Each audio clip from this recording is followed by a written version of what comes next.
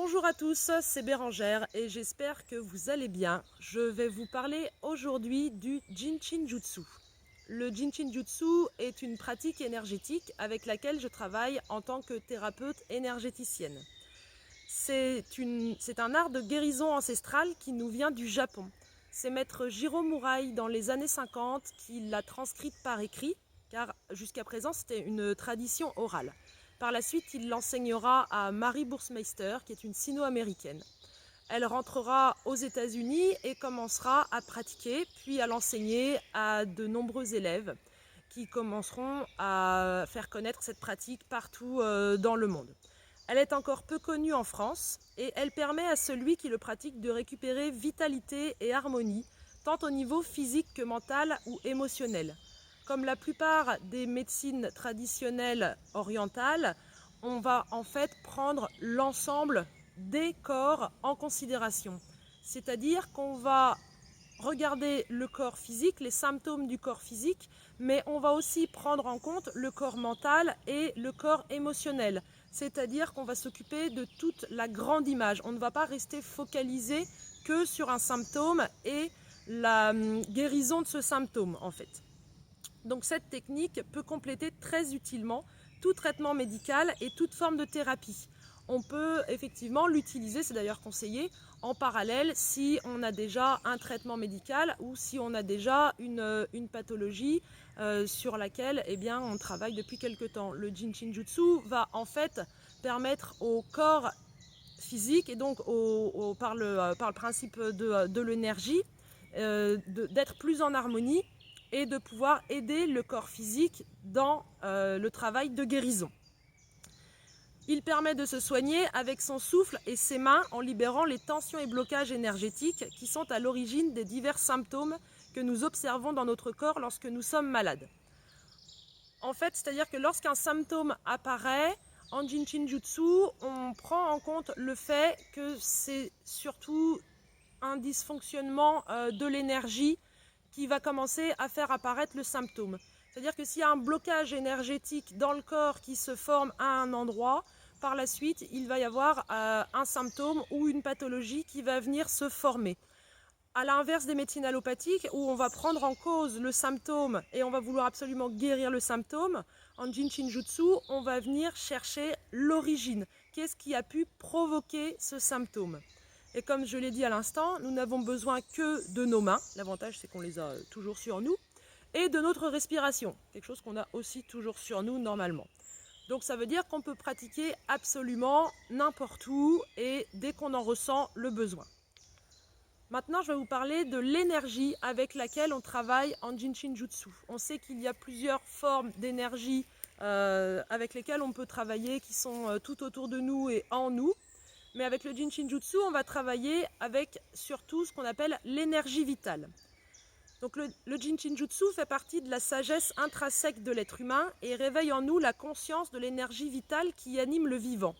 C'est-à-dire que c'est une énergie dont le corps a conscience intrinsèquement. C'est-à-dire que c'est une énergie qui est déjà en nous. Ce n'est pas quelque chose qui va venir de l'extérieur. Ce n'est pas quelque chose dont on va avoir besoin que quelqu'un nous la transmette non plus. C'est une énergie qui est déjà en nous, à l'intérieur de nous, à l'intérieur de tout être vivant, que ce soit les humains, les animaux, les plantes, etc. C'est ce qu'on appelle l'énergie vitale, en fait. Cette énergie qui, selon les croyances ou les cultures, s'est appelée pneuma chez les Grecs, prana chez les hindous, chi pour les chinois ou ki pour les japonais. Vous l'appelez peut-être puissance divine ou énergie universelle selon vos propres croyances. Peu importe son nom, cette énergie vitale existe bel et bien et anime tous les êtres vivants. Elle se trouve à la base de toutes les médecines traditionnelles énergétiques. Alors, l'énergie vitale, on va la retrouver dans l'acupuncture, c'est donc avec la même énergie qu'on va travailler, dans le shiatsu, mais également quand on travaille, quand on va faire des pratiques telles que le qigong, on va utiliser cette même énergie, l'énergie vitale. Ce n'est pas la même que le magnétisme. Ce n'est pas la même non plus, c'est un petit peu différent que l'énergie qu'on va utiliser en Reiki également.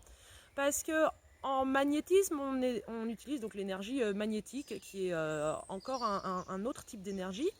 Et en Reiki, on va en fait utiliser une énergie énergie cosmique, une énergie qui vient du dessus. On peut également travailler avec les énergies telluriques. En Ayurveda, on va utiliser d'autres types d'énergie aussi, dans le tantra, etc. Le Jin Shin Jutsu se concentre que sur l'énergie vitale qui est déjà à l'intérieur de nous. Le principe de base des médecines énergétiques est que le corps est parcouru par des flux d'énergie vitale qui alimentent chacune de nos cellules.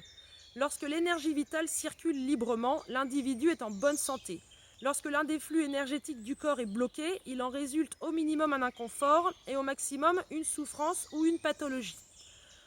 Ce que ça veut dire, c'est que notre corps, c'est comme un réseau autoroutier, si vous voulez. Il va y avoir des grands axes, il va y avoir les flux principaux, et il va y avoir des axes plus petits qui vont être des courants, des flux d'énergie qui vont aller plus loin, plus en profondeur dans le corps en fait, ou à un endroit plus particulier, ou qui vont venir aider un organe par exemple. Donc ça, c'est ce qu'on va appeler les flux d'organes, mais je vous en parlerai plus tard. Il faut bien comprendre qu'en fait, on est vraiment traversé par tout un réseau de circuits énergétiques, visualisés vraiment comme une carte ou comme des rivières. En fait, si vous regardez une carte et que vous voyez des rivières, un réseau fluvial, ben, en fait, imaginez-vous que dans notre corps, ça se passe exactement de la même façon. On est parcouru de tous ces réseaux énergétiques qui circulent. Alors, si je reprends la métaphore de la rivière, imaginez que je place un barrage sur ma rivière. Qu'est-ce qui va se passer ? L'eau, elle va déborder. C'est la même chose avec l'énergie. S'il y a un blocage à un endroit, mon énergie, elle va déborder, donc elle va créer un symptôme. Quelque chose qu'on va voir un petit peu plus tard, c'est la circulation énergétique. Mais en fait, si ça bloque à un endroit, l'énergie, elle ne va pas stagner à cet endroit-là. Elle va continuer de bouger parce qu'il faut toujours qu'elle soit en mouvement. Donc, qu'est-ce qu'elle va faire ? C'est qu'elle va prendre le chemin inverse. Et donc, des fois, la pathologie ou le symptôme va se déclarer en amont ou en aval de l'endroit où l'énergie est bloquée. C'est pour ça que c'est vraiment important en Jin Shin Jutsu d'aller chercher la cause première, la cause originelle du symptôme, et non pas venir soigner que le symptôme en lui-même, parce qu'à ce moment-là, on ne résoudra pas le blocage énergétique à l'endroit où il est. Donc les dysfonctionnements peuvent concerner localement le point de blocage, mais la plupart du temps, il s'étend à l'ensemble du flux et se manifeste sur des organes ou des systèmes éloignés du point de blocage, mais irrigués par le même flux énergétique. C'est-à-dire que, j'en reviens à l'histoire de mon barrage, si j'ai un barrage à un endroit sur ma rivière, donc en aval de la rivière, ça ne va plus être irrigué de la même façon. C'est-à-dire que mon flux d'énergie qui est attendu pour nourrir tel organe ne va plus pouvoir faire son job vu que l'énergie est bloquée en amont. Donc la pathologie peut aussi se déclarer ailleurs dans le corps parce que mon système énergétique ne vient plus nourrir tel organe, par exemple si on est sur un flux d'organes. Donc les défaillances dans la circulation de l'énergie vitale dans l'organisme auront de la même manière les conséquences plus ou moins marquées selon les dispositions des individus et le terrain personnel. De la même façon, ça veut dire qu'on ne va pas traiter tous les symptômes de façon similaire. Sur tel ou tel individu, un symptôme va avoir une signification, mais pas exactement le même sur un autre individu. Je vous expliquerai plus tard pourquoi, vous comprendrez très bien.